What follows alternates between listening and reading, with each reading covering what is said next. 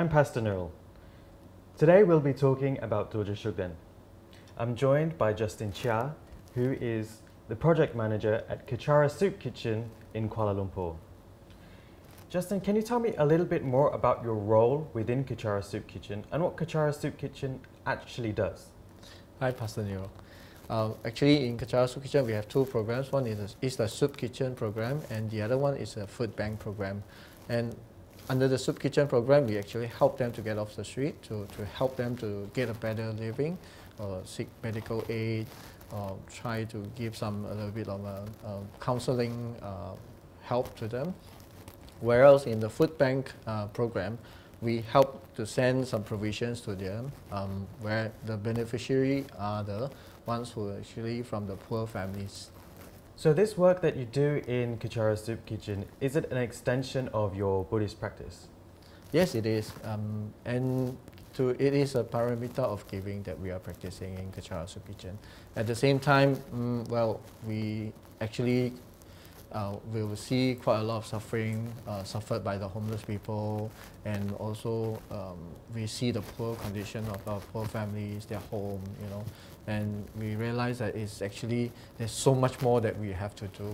Since you've been practicing Dorje Shugden, has there been any benefit to you, or has there been any benefit to the people around you that you know of? To be honest, I'm not a very spiritual person, and my Dharma knowledge is just very shallow. And well, at first, how did I manage to just pick up this practice? Actually, I couldn't answer you directly, but interest just struck me, and I began to slot in Dorje Shugden practice into my daily sadhana practice. And over a while, I did notice a little bit of change in me, but what sort of changes in me?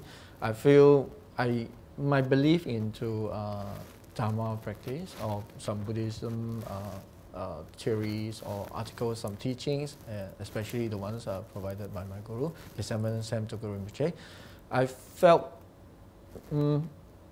I can relate to it easier. I can actually understand the article better, the teachings better, and personally I feel this way. I feel very fortunate because why I'm able to understand more about Buddhism, and thanks to Dorje Shugden actually, and how lucky am I to be actually connected with Dorje Shugden's practice, and also I feel like I should share it with people, because I have personally benefited from this. Yeah, especially in my work as well. I work, as you know, I work in the soup kitchen, and most of the time I deal with people's problem, and I see people's problem every day. And most of the problem is actually very hard to be so-called fixed. I fix people's problem, that's why.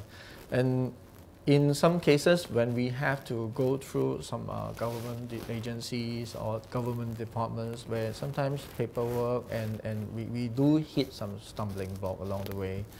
Well, it is actually this time of the year, at this moment, I will actually embark myself into seeking Lord Dorje Shugden's help by maybe thinking about his images and also chanting his mantra, and to seek help to ask for a smooth process for this particular homeless case that I'm actually dealing with. And to my surprise, actually, most of the time it just came out actually not most of the time, many of the times, it's actually literally all of them actually, it became very smooth for me. And I'm telling to myself, and I always look up into the sky and say, thank you, Lord Dorje Shugden, just pray. And also, when there were a few cases where, we have a lot of volunteers coming to volunteer in Kechara Soup Kitchen, and some of the volunteers actually came to me and seek help into spiritual advice, and or just tell me their problems. And a lady volunteer actually came to me and say that she had problems sleeping because there's someone actually talking next to her ears and trying to wake her up from time to time, and she would get nightmares. And then her son would see dark images floating outside on his bedroom window. So immediately, without a single hesitation, I just told her about my benefit, the benefit of practicing Dorje Shugden, and I recommended her to do it ASAP. So I gave her the mantra, I gave her the image, downloaded it from the internet and sent it to her. And immediately she did it that night. And the next morning, when I called her to just find out how is she, and to my surprise, actually she said, "Oh, the disturbance gone, totally gone. It's like no more." And the next day, and I also did ask about the how was the son, and the son over time said, "Oh, the son told her that he no longer sees something floating out from the window frame." And for myself, I feel as well, when I'm in a dark area, you know, I just need to focus on to Dorje Shugden's image and chant the mantra myself. Then my fear of the environment is already gone, just magically gone. So you've seen how the practice of Dorje Shugden has benefited you in your personal life and also your work life. Not only that, you've seen how Dorje Shugden's practice has benefited others, especially with the people that you mentioned that were having spirit problems. Yeah. And the practice of Dorje Shugden helped to clear those particular problems. There is, however, a controversy that exists around the practice of Dorje Shugden, and a lot of people are persecuted, and there's a lot of segregation against Dorje Shugden practitioners. What are your views on that?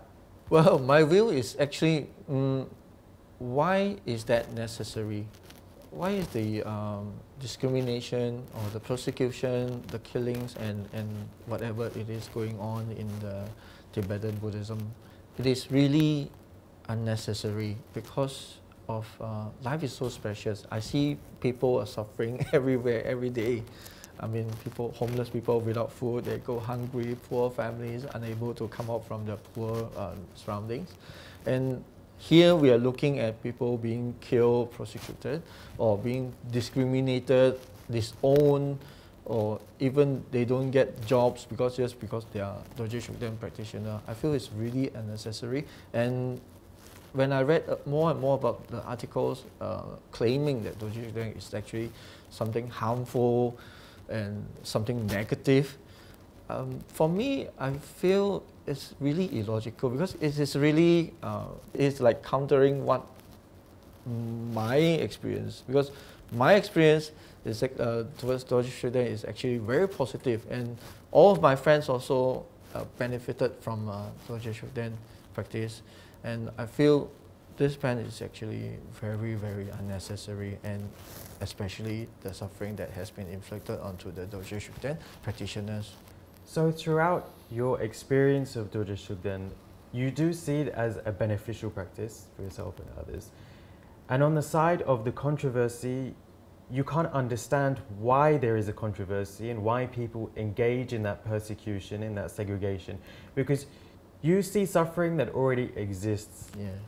And is it because you don't want to see more suffering that you don't want people to be segregated? I feel it's really unnecessary because why we have to ban something so beneficial to the people just because it was claimed to be harmful. But you know, you have to listen to what my experience now. It is actually very beneficial to me, very beneficial to my friends as well. So no harm doing it. Okay, thank you for sharing with us today, Justin. Thank you, Pastor Neil. Thank you.